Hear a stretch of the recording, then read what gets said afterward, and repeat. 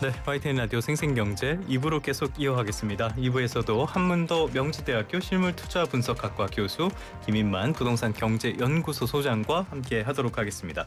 자, 앞서서 교수님께서 공급 대책에 대한 말씀을 많이 해주셨는데요. 역시 공급 문제가 지금 부동산 시장의 불안 요인 가운데 하나다. 이 그렇죠. 말에는 다들 동의하시는 것 맞습니다. 같아요. 예. 그렇다면은 좀 전에 말씀을 해주신 것처럼 지금 이 공급 대책이 뭔가 나올 듯 하면서 계속 늦어지고 있단 말이죠. 어떤 이야기들 나오고 있습니까? 일단 뭐 저는 임박한 것 같고요. 뭐 예. 최근에 뭐 조만간에 나온다라는 얘기들이 나옵니다. 그러면 공급 대책이 이제 알맹이가 있어야 되는데 지난번보다는 좀 더 구체적으로 아마 준비를 하지 않을까, 구체적인 지역이 나오지 않을까 네. 생각을 하고요. 뭐 이미 충분히 예상할 수 있고 우리가 하는 지역들 뭐 용산 국제업무지구들 지금 정부하고 서울시하고 의견은 좀 갈리는데 정부는 10,000세대, 예. 서울시는 8,000세대 가지고 지금 줄다리기 하고 있는데 10,000이나 8,000이나 크게 중요하지 않을 것 같고요.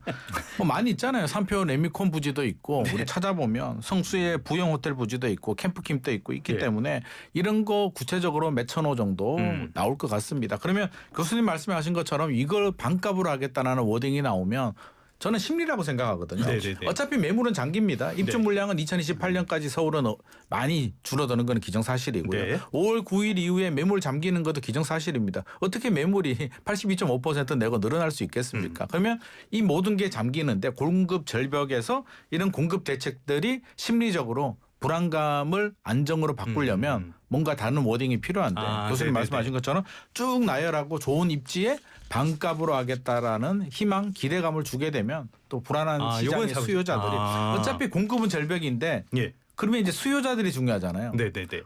공급이 줄어들었는데 수요자들이 안 움직이거나 더 줄어들면 주택시장은 또 안정이 될 수는 있는 네네. 거니까 이걸 안정시키려면 결국에는 뭔가는 줘야 되는데 지금 무리하게 집 사지 말고 기다리면 반값 나와. 좀 기다려봐라는 시그널을 준다면 그냥 단순히 공급 대책이 아니라 반값 워딩 정도는 네네네. 정부가 세금으로 좀 손해를 보더라도 해야 되지 않나 생각을 합니다. 알겠습니다. 그런 부분은 확실히 효과가 있을 것 같긴 한데요. 지금 거론되는 데를 보면은 말씀해 주신 것처럼 용산이라든지 태릉골프장이라든지 강남구청 이야기도 나오더라고요.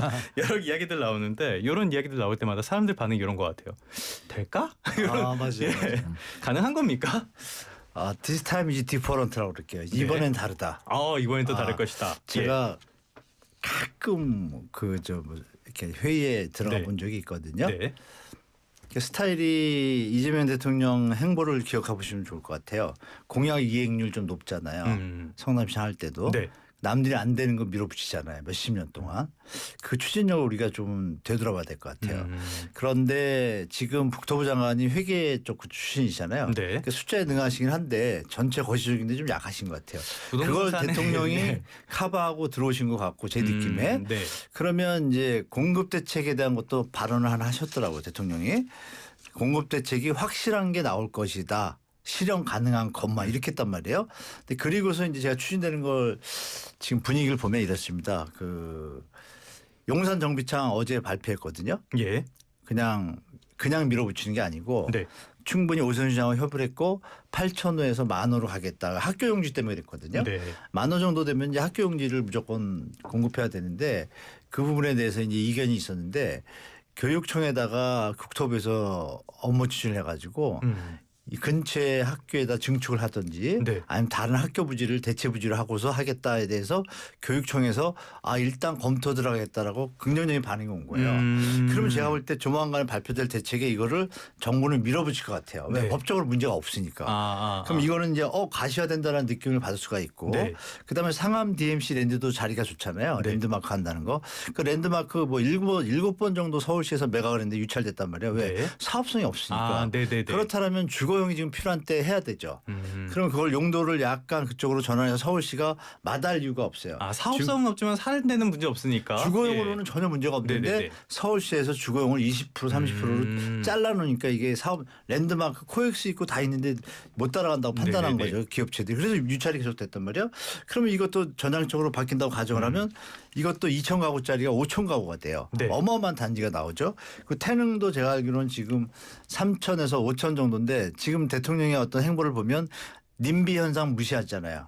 그렇죠? 공익을 위해서 먼저 가니까 그동안은 그냥 어스블레 이렇게 정부가 하다 보니까 님비 현상이 극대화된 적이 있었지 않습니까? 예. 이게 좀 없어질 분위기 같아요. 그러면 우리가 여기에다가 최근에 나온 거 두 가지가 조금 워딩이 나왔었는데 예. 국토부 장관이 역세권 도심 개발을 계속 강조하면서 특히 도시형 생활주택이 보통 뭐 300가구 미만인데 이걸 700가구로 늘린다는 거면 용적률을 많이 네. 올린다는 얘기예요. 네네네. 그러면 이거 효과가 엄청나거든요. 300 몇 개의 전철역이 있는데 좋은 입지에 만약에 도시형 생활주택을 청년으로 간다? 이것도 사실 큰 이슈가 될 수 있고 블록 개발도 있지 않습니까? 네네. 블록 개발은 지금 가시화가 돼서 세부안이 나온지 모르겠지만 그동안 국토부 장관께서 던진 워딩을 던지면 다 각계각층에서 던진 좋은 제안들을 총합을 하고 지금 추스리고 있어요. 네. 그렇다면 이 정부의 성격이 뭐예요? 그냥 남발하는 공약이 아니라 할 수 있는 것만 하겠다는 의지를 자꾸 보이는데 제가 볼 때는 그 내용이 실현 가능성이 있다라고 느껴지는 워딩들이 나온다라면 아까 반값 분양가까지 해가지고 강력한 의지 LH 지적 시행 바로 시행하잖아요. 그리고 관계된 법들이 많이 개정이 됐어요. 네. 연말에. 이런 부분을 종합해 보면 생각보다 저도 사실 마음에 안 들고 있지만 네. 분양가 확실해가지고 하면은 제가 볼 때 효과가 좀 있을 것 같다. 좀 기대해 볼 만합니다. 제가 볼 때. 알겠습니다. 자, 이게 분양이 중요한데 요거 하나만 일단 짧게 하나 짚어볼까요? 신도시 주택 공급 잘 안 되고 있죠, 여전히. 어떻습니까? 3기 신도시가 생각보다 속도가 그렇게 빠르지는 네. 않습니다. 뭐 우리 문재인 정부 시절에 기억해 보면 2025년에 뭐 끝내겠다라고 했는데 이미 지나갔고요. 그럼에도 불구하고 상당히 진행은 중이고 물론 일부 지역들 뭐 아직 토지 보상이 안 된 곳들도 있고 진행은 중인데 그럼에도 불구하고 올해 한 2만 9천 호 정도 공급 분양 물량이 나오니까 네네네. 물론 당장 입주 물량으로 연결되기는 상당히 좀 아쉬운 부분이 많이 있습니다만 그래도 저는 뭐 진행 중이니까 저는 항상 말합니다. 3기 신도시는 무주택자들 꼭 하자라는 얘기를 하고 있고 예.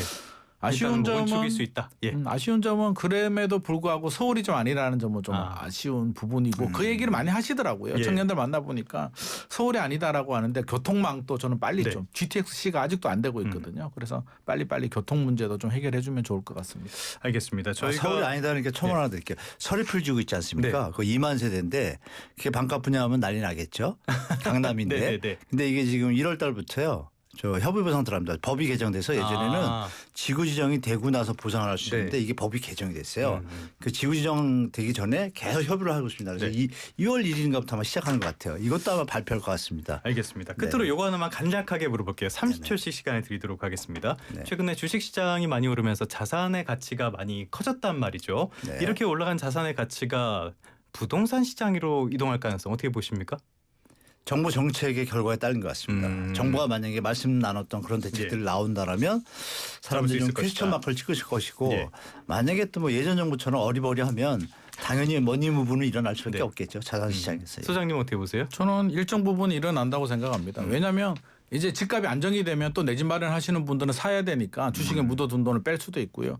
보유세를 또 많이 올리게 되면 세금 내려고 또 주식을 파니까 어떤 식으로든 저는 머니무브는 일어날 수밖에 없다고 생각을 하고 있습니다. 참 부동산 시장에 대한 이야기는 나누면 나눌수록 대책을 만들기가 너무너무 어려운 것 같습니다. 지금까지 김인만 부동산 경제연구소장 그리고 한문도 명지대학교 대학원 실물투자분석학과 교수 두 분과 함께했습니다. 오늘 말씀 고맙습니다. 네, 감사합니다.